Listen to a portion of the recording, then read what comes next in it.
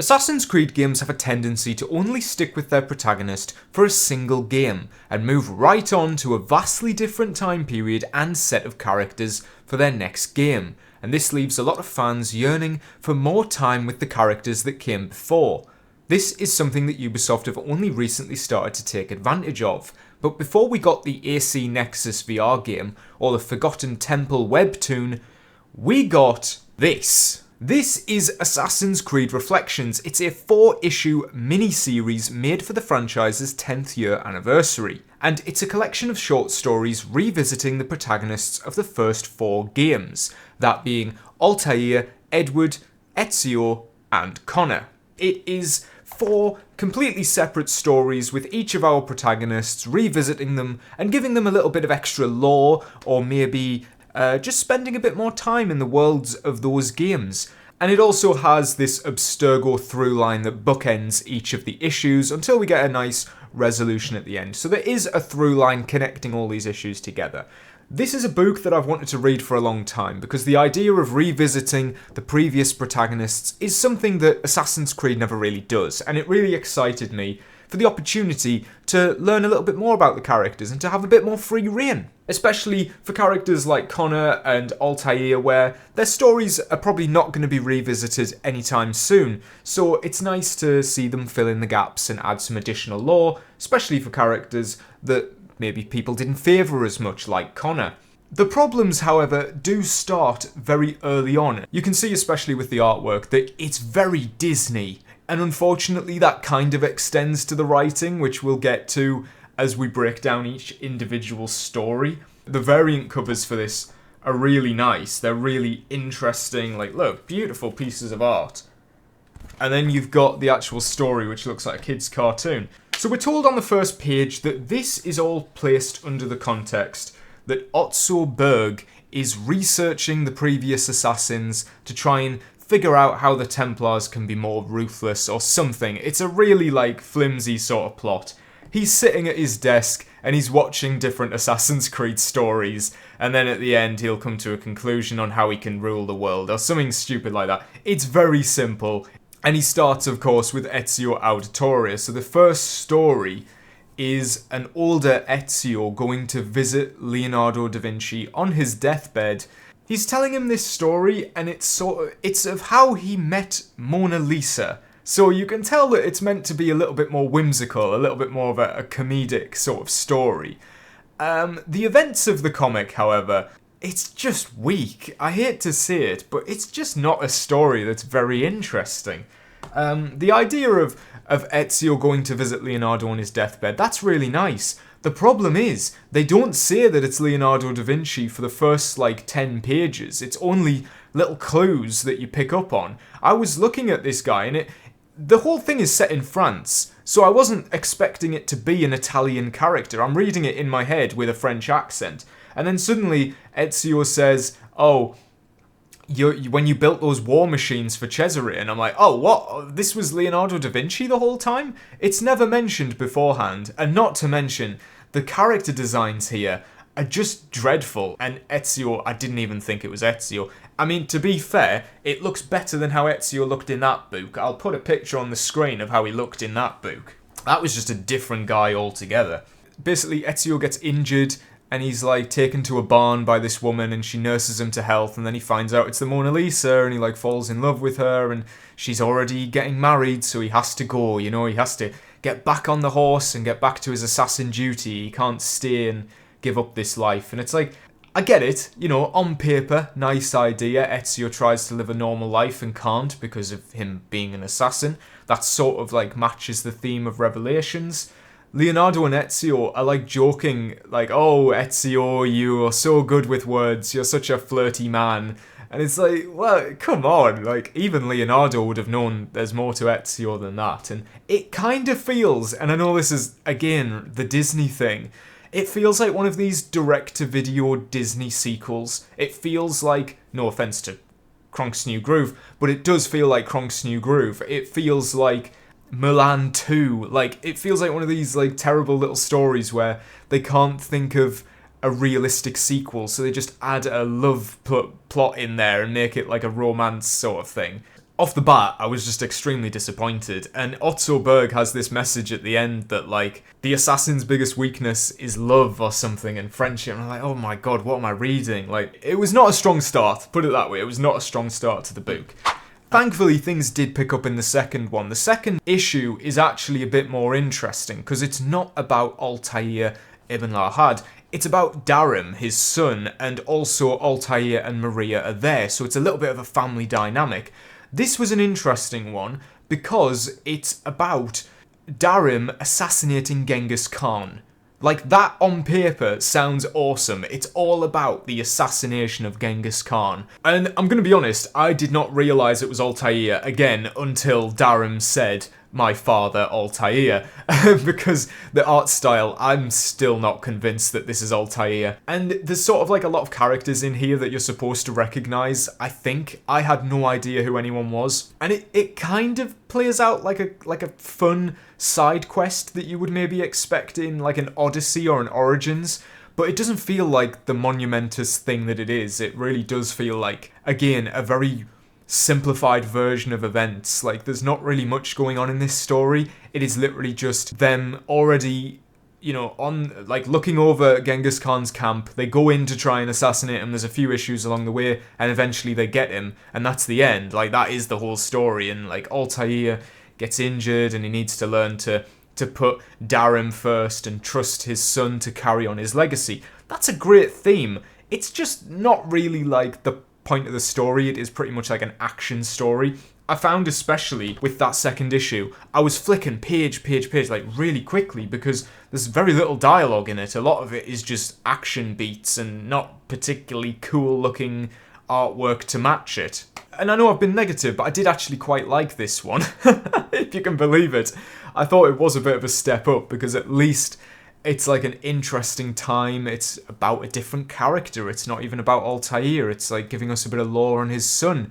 I really liked the costume design they gave his son. It's like Altair's robes with a little bit of fur on the top and a heavier build, and they establish that he's talented with a crossbow, like a crossbow is his signature weapon. And I thought that's quite smart, considering that in the first game Altair didn't have a crossbow for historical accuracy. So how funny is that his son is the expert with crossbows? Like, it's almost like if Altair was allowed to have one, he would have been really good with it. And that was neat. I like that little inclusion. God, then we move on to the third story. This is where I just lost the plot entirely. The third story is about Edward Kenway, right? And it's absolutely terrible. It's utterly, utterly terrible. The whole story is just that Edward goes down into a diving bell. He does a diving bell mission. He's having a laugh with Adewale. We'll get to that. He goes in the diving bell, he comes back up, and he finds that the ship has been taken over. There's an intruder aboard with his pirate gang, and they've taken over the Jackdaw, and Edward has to do some quick thinking to figure out how to get the ship back without, like, fighting them directly. Like, he gives in and does what the guy wants, and it's like, oh, he planted a load of dynamite underneath the diving bell, and it's dreadful. I don't get it. If you're going to revisit Edward, why are you doing this really cartoonish and silly tale? There's also some problems with the timing of this event. I mean, it takes place before the end of Black Flag, and Otto Berg's narration is kind of trying to convince you that Edward is an assassin and, like, doing the good ideals of what an assassin should be, and that's not what's happening at all. He's just being goofy, and I was cringing so much at the dialogue in this issue particularly. Like, Edward is throwing out the cheesiest one-liners I've ever heard. He says, "Behold the destination of our final adventure together." Would Edward ever say that? This is one last chance to get stinking rich. What's not to like? And Adewale agrees with him. It never occurred to me. I've literally, they chose the wrong time for me to get this book, because I've just done a video talking about Adewale and Edward. When did Adewale care about the money?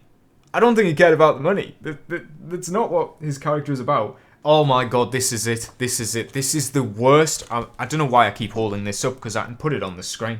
He says, "Well, gentlemen, what do you think? Can I fish or can I fish?" What the like, this is an 18 rip. it doesn't have it on here, because it's probably a bloody U, but these games are rated 18. The people who are going to be reading these books are 18 plus, and you're writing a line of dialogue that's worse than a Marvel film. Can I fish or can I fish? There's no nuance or anything throughout this entire book. The guy who robs the ship looks like such an NPC character. This is just this is so bad. It's terrible. I hate this issue. I could be here all day listing cringe lines of dialogue in this issue in particular. They're trying to write Edward like he's this cocky sort of, well, no, let's be honest, they're just trying to write him like a pirate. They're just thinking, oh, what does a pirate sound like? And, I don't think they played the game. Whoever's writing this issue did not play the game. But, you know what? Every cloud has a silver lining, and the final issue of this series is actually very good. You know I love Connor Kenway. Connor Kenway is my favourite character in Assassin's Creed.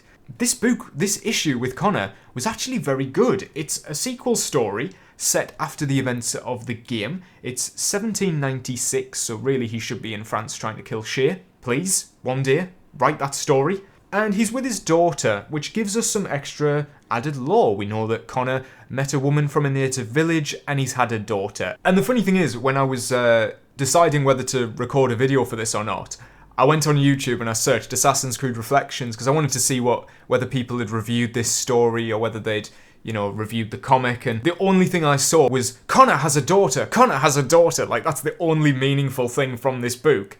And to be honest, they're right. This is, actually a really great addition, and it's all about Connor training his daughter to hunt.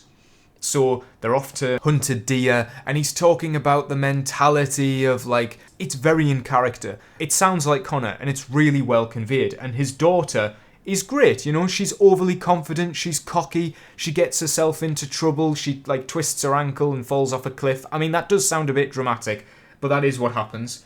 It's fun to see a character like Connor, who has so much rage in, the main story, and he doesn't take shit from anybody, having to, put up with his daughter, and he gets, grumpy when she stops listening to him, and it's just nice to see, because, that just, to me, fits his character so well.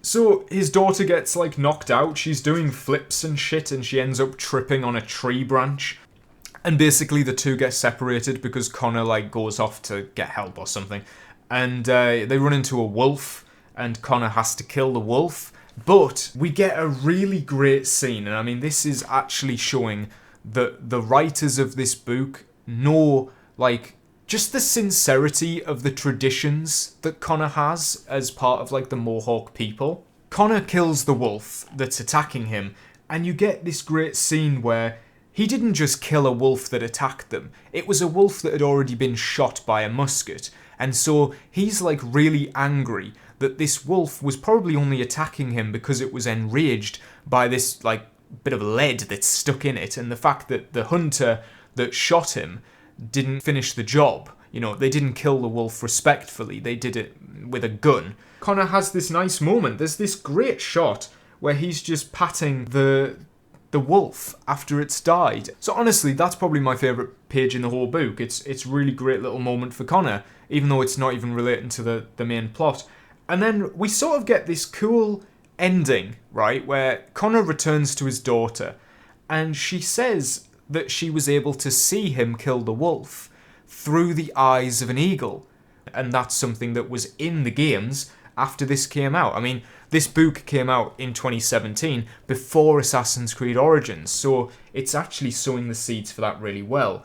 And the book even ends on quite a nice note, where Otto Berg watches Connor and his daughter having this nice, moment to connect, and he decides that what he's doing that day, sat in the office, was not worth it. It wasn't really worth, trying to defeat the assassins, when what's important to him should be his family. So he ends up pulling out his phone, he's got a cheesy picture of his daughter, and he rings his daughter and he has a conversation with her. That is actually quite a nice ending, and I think the Connor sort of finale is absolutely the best part of this book. By far the worst is the Edward one. I would rank it Edward, Ezio, Altair, Connor in order of these stories. But again, they are very short books, and I'm very glad that what we've gotten since then are proper fleshed out sequel stories, like with the Xiao Yun manga. There's like multiple volumes of this story, and it's a proper continuation. It's not like, oh, you've only got 20 pages to tell a Connor story. It's like they're a bit more fleshed out. I do think this was a nice idea, but the target audience appears to be children. Genuinely, you can tell yourself by looking at the artwork here and the writing. I think this is absolutely meant to be intended for kids, and that's really weird, especially when it's a nostalgia play. I think it would have been great to get a full run of comics about Ezio or a full run of comics about Connor, but it doesn't seem like we've got that. We've got these weird modern day shit. I don't know, I've never read the Templar spin-off series, and I haven't read the Uprising sequel series because that was enough to kill me. If you've read Assassin's Creed Reflections, what do you think of it? Which one is your favourite story out of the 4? Which is your least favourite? And for a final question, if they were to do a Volume 2 of Assassin's Creed Reflections, which 4 characters do you think should be in it? They can be as niche or as main protagonist as you want. Which 4 characters would you like to see? Let me know down below. If you like this video, hit that like button, subscribe for more Assassin's Creed content, and I will see you in the next video.